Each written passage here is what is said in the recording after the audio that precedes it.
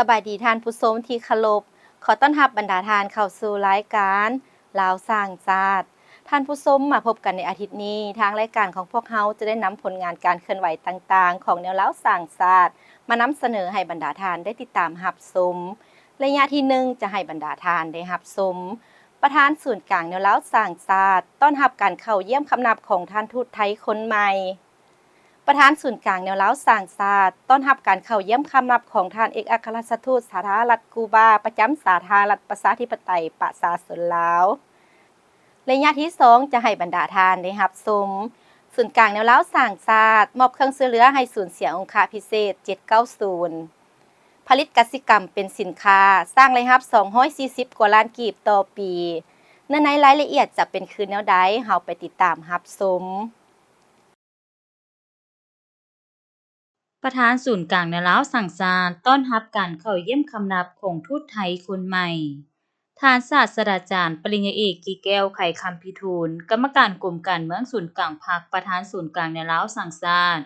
ผู้ชี้นำองค์การจัดตั้งมหาชนและประธานสภาทฤษฎีศูนย์กลางพร้อมด้วยคณะ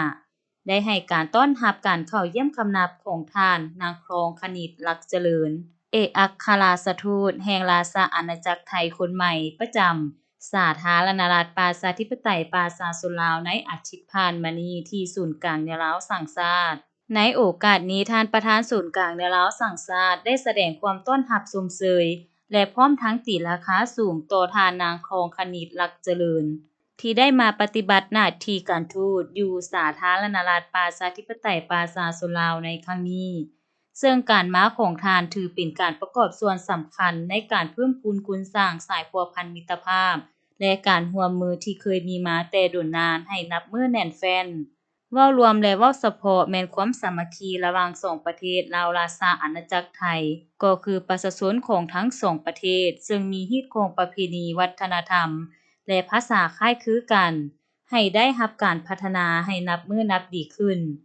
พร้อมนี้ท่านนางครองคณิตลักษณ์เจริญก็ได้แสดงความขอบใจต่อท่านประธานศูนย์กลางแนวลาวสร้างชาติ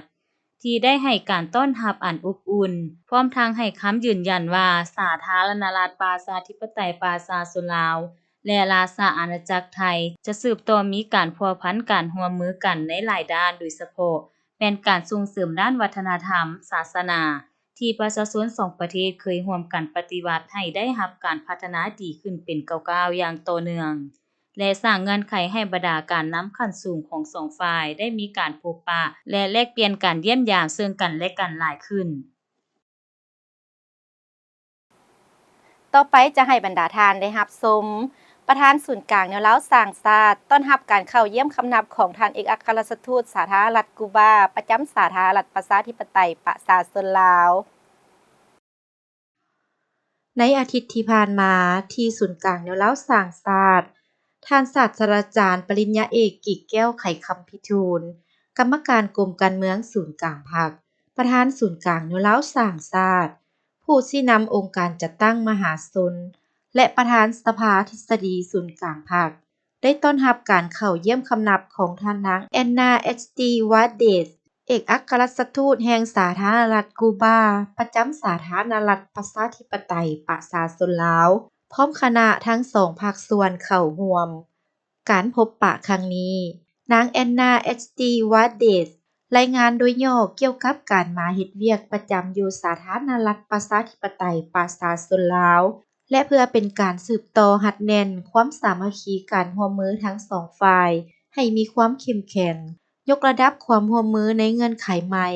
พันขยาย MOU ที่ศูนย์กลางแนวลาวสร้างชาติและคณะป้องกันการปฏิวัติกูบาเซ็นร่วมมือกันให้เป็นรูปธรรมหลายขึ้นและทั้งเป็นการอวยพรแสดงความยินดีต่อท่านประธานที่ได้รับดำรงตำแหน่งใหม่โอกาสนี้ประธานศูนย์กลางแนวลาวสร้างชาติก็ได้แสดงความต้อนรับและมีคำเห็นพบปะโดยเฉพาะท่านได้ยกให้เห็นถึงสายพัวพันมิตรภาพในการร่วมมืออันยิ่งใหญ่ระหว่างสองประเทศลาวกูบาตลอดระยะผ่านมาและจะร่วมกันสืบต่อเพิ่มทวีสายพัวพันมิตรภาพการร่วมมือการแลกเปลี่ยนการเยี่ยมยามซึ่งกันและกันและสร้างเงื่อนไขจัดตั้งปฏิบัติ MOU ที่ได้ร่วมกันเซ็นให้มีบาท9ใหม่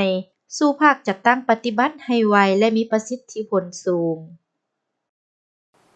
ท่านผู้ชมรายการของพวกเฮายังบ่หมดเพียงเท่านี้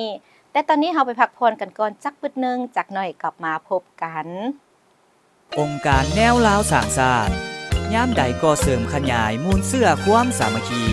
ทั่วปวงชนลาวบรรดาเผ่าเพื่อเป็นกำลังแห้งสร้างรวมเข้าในภารกิจปกปักรักษาและสร้างสาพัฒนาประเทศชาติกลับเข้ามาพบกันในระยะที่2นี้จะให้บรรดาทานได้รับชมศูนย์กลางแนวลาวสร้างชาติมอบเครื่องช่วยเหลือให้ศูนย์เสียองคพิเศษ790ในอาทิตย์ที่ผ่านมากรรมการศูนย์กลางแนวลาวสร้างชาตินำพาโดยท่านภูวงศ์ภมีสิทธิ์หัวหน้าคณะที่ปรึกษาและครูร่วมงานเวียกงานชนเผ่าของศูนย์กลางแนวลาวสร้างชาติพร้อมด้วยคณะลงเคลื่อนไหวเยี่ยมยามและมอบเครื่องบริโภครวมมูลค่าทั้งหมด15ล้านกว่ากีบให้ผู้เสียองค์คะอยู่ศูนย์เสียองค์คะพิเศษ790บ้านไฮเมืองไซธานีโดยการต้อนรับโดยท่านพันโทบุญมีอินทวงศาหัวหน้าการเมืองเสียองค์คะพิเศษ790พร้อมด้วยคณะมีคณะพักคณะบรรษาพนักงานนักรบเสียองค์คะพนักงานเบิ่งแยงดูแลผู้พิการและคณะรับผิดชอบศูนย์เสียองค์คะเข้าร่วมในพิธีในครั้งนี้คณะจากศูนย์กลางแนวลาวสร้างชาติได้รับฟังการรายงานประวัติความเป็นมาและสภาพการเคลื่อนไหวของศูนย์790โดยย่อจากท่านพันโทบุญมีอินทวงศาในโอกาสนี้ท่านภูวงศ์ภมีสิทธิ์กรรมการศูนย์กลางแนวลาวสร้างชาติได้มีคำเห็นโอ้ลมซึ่งท่านได้แสดงความย่องยอชมเชยคณะรับผิดชอบศูนย์ที่ได้ออกแรงพัฒนาก็คือให้การเอาใจใส่เบิ่งแยงนักรบเสียองค์คะที่อยู่ในศูนย์แห่งนี้พร้อมนี้ท่านก็ได้แสดงความรู้บุญคุณและขอบใจเป็นอย่างสูงมายังนักรบปฏิวัติที่ได้เสียสละเพื่อประเทศชาติบ้านเมืองเฮ็ดให้พวกเฮาที่เป็นคนรุ่นหลังได้ทำมาค้าขายได้ใช้ชีวิตโดยมีความสงบเป็นพื้นฐานเนื่องในบรรยากาศที่ทั่วภาครัฐทั่วกองทัพและทั่วปวงชนลาวบรรดาเผ่าพร้อมแข่งขันกันปฏิบัติมติกองประชุมใหญ่ครั้งที่12ของพรรคและชมเชยผลการป้อนบัตรเลือกตั้งสมาชิกสภาแห่งชาติสุดที่10และสมาชิกสภาประชาชนขั้นแข่งสุดที่5เว้ารวมเว้าเฉพาะแม่นกำลังทบทวนหวนคืนเสื่อมซึมมูลเชื่อวันสร้างตั้งพรรคประชาชนปฏิวัติลาวครบรอบ71ปีระลึกวันนักรบเสียองค์คะและเสียสละชีวิตเพื่อประเทศชาติครบรอบ80ปีขออวยพรแด่นักรบทุกเหล่าจงมีสุขภาพเข้มแข็งและมีผลสำเร็จในหน้าที่การเมืองที่ได้รับมอบหมายของแต่ละท่านขอให้สังคมมีแต่ความสงบสุขตลอดไประยะสุดท้ายนี้จะให้บรรดาทานได้รับชมผลิตกสิกรรมเป็นสินค้าสร้างรายรับ240กว่าล้านกีบต่อปีโดยจัดตั้งผันขยายมติ12ทับคปจฉบับลงวันที่12ตุลา2024ของศูนย์กลางแนวลาวสร้างชาติว่าด้วยการจัดตั้งผันขยายมติ04ทับกมสพและมติ05ทับรบเกี่ยวกับการสร้างเศรษฐกิจเอกราชเป็นเจ้าตนเองในระยะใหม่ของเขตแนวลาวสร้างชาติท่านวังซัววาโกอายุ72ปีพนักงานอาวุโสบำนาญศูนย์กลางแนวลาวสร้างชาติปัจจุบันเป็นกรรมการแนวลาวสร้างชาติเมืองวังเวียงอยู่บ้านนาแคเมืองวังเวียงแขวงเวียงจันทน์ก็ได้นำพาครอบครัวให้มีการปลูกการเลี้ยงแบบผสมผสานเป็นสินค้าสร้างรายรับ240ล้านกว่ากีบต่อปีท่านวังซัววาโกได้ให้สัมภาษณ์ต่อทีมงานสื่อมวลชนของศูนย์กลางแนวลาวสร้างชาติว่าในเมื่อก่อนครอบครัวแม่นเป็นพนักงานรัฐกรหลังจากได้ออกภาคการรับอุดหนุนบำนาญและอิงใส่แนวทางนโยบายของภาครัฐว่าด้วยการสร้างเศรษฐกิจเอกราชเป็นเจ้าตนเองท่านมีแนวคิดอยากปลูกอยากเลี้ยงเพื่อเป็นสินค้าสร้างรายรับสมทบกับเงินเดือนจึงได้ศึกษาข้อมูลเรียนนำสื่อออนไลน์และจึงได้ปลูกไม้อุตสาหกรรมอย่างพาราจำนวน 2,000 กว่าต้น6เฮกตาร์ปลายสร้างโรงป่า5โรงปล่อยปลา30,000 กว่าตัวต่อสูตรโดยเน้นใส่เลี้ยงแบบธรรมชาติปลอดสารเคมี เพื่อให้ผู้บริโภคมีสุขภาพที่ดีปลอดภัยซึ่งได้เกลือหญ้าที่ปลูกด้วยตนเองผสมกับมันต้นหำบดเป็นหัวอาหารนอกจากนั้นยังได้เฮ็ดนาเลี้ยงงัวเป็ดไก่และปลูกผักรับใช้ภายในครอบครัวตื่มอีกส่วนแรงงานแม่นอาศัยท่าแรงและแรงงานของครอบครัวเป็นหลักมาฮอดปัจจุบันมีจำนวนต้นยางที่ได้กรีดแล้ว 2,000 กว่าต้นสร้างรายรับ90ล้านต่อปีขายป่าได้85ล้านต่อปีขายข้าวงัวและสัตว์ปีกน้อย65ล้านกว่ากีบต่อปีรวมทั้งหมดรายรับของครอบครัวได้240ล้านกว่ากีบต่อปี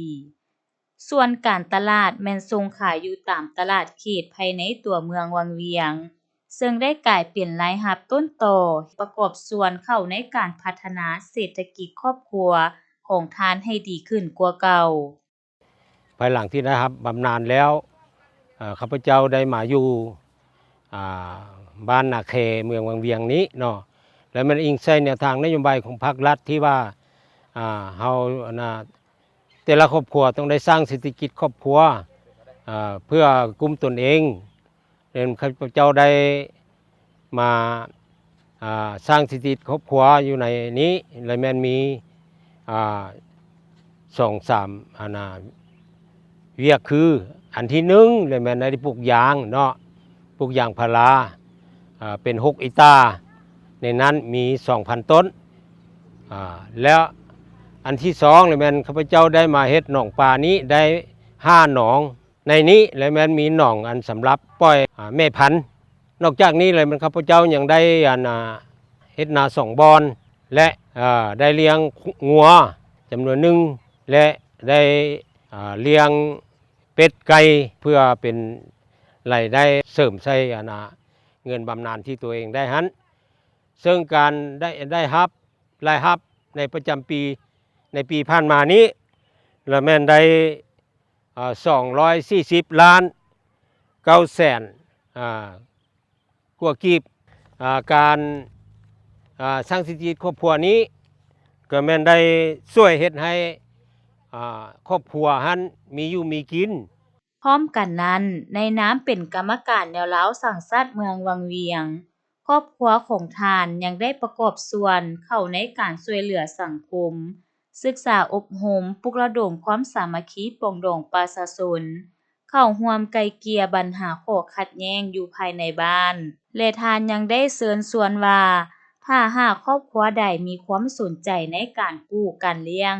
ก็สามารถมาพัวพันและเปลี่ยนบทเรียนประสบการณ์ซึ่งกันและกันเพื่อนำไปต่อยอดพัฒนาการปลูกการเลี้ยงก็ยินดีสนับสนุนส่วนทิศทางแผนการในต่อหน้าแม่นจะสืบต่อพัฒนาการปลูกการเลี้ยงให้มีลักษณะวิทยาศาสตร์ตอบสนองตามความเรียกร้องต้องการของตลาดและให้ติดพันกับการท่องเที่ยวแบบธรรมชาติอยู่ภายในเมืองวังเวียง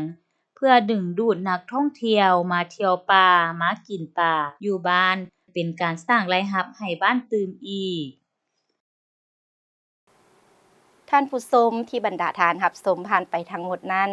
ก็คือผลงานการเคลื่อนไหวต่างๆของแนวร้าวสร้างชาติที่ทางรายการของพวกเราได้นำมาเสนอให้บรรดาทานได้ติดตามรับชมกันในอาทิตย์นี้มาฮอดนี้เวลานาทีของทางรายการของพวกเราก็ใกล้จะหมดลงแล้วถ้าหากท่านใดยังมีความสนใจหรืออยากตำหนิติชมต่างๆก็สามารถโทรศัพท์มาได้ที่หมายเลข021218966หรือหมายเลขที่ขึ้นตามหน้าจอนี้มื้อนี้ต้องขอบใจทุกท่านที่ให้การรับชมรายการของพวกเรามาตลอดพร้อมเดียวกันนั้นท่านยังสามารถติดตามการเคลื่อนไหวต่างๆของศูนย์กลางแนวร้าวสร้างชาติได้จากเว็บไซต์ของศูนย์กลางแนวร้าวสร้างชาติ www.lfnd.group.la และ Facebook ข่าวสารแนวโฮมและแอปพลิเคชัน LFND สำหรับมื้อนี้พิธีกรพร้อมด้วยทีมงานรายการลาวสร้างชาติต้องขอลาท่านผู้ชมไปก่อนพบกันใหม่ในอาทิตย์หน้าวันและเวลาเดียวกันนี้สำหรับมื้อนี้ขอกล่าวคำว่าสบายดี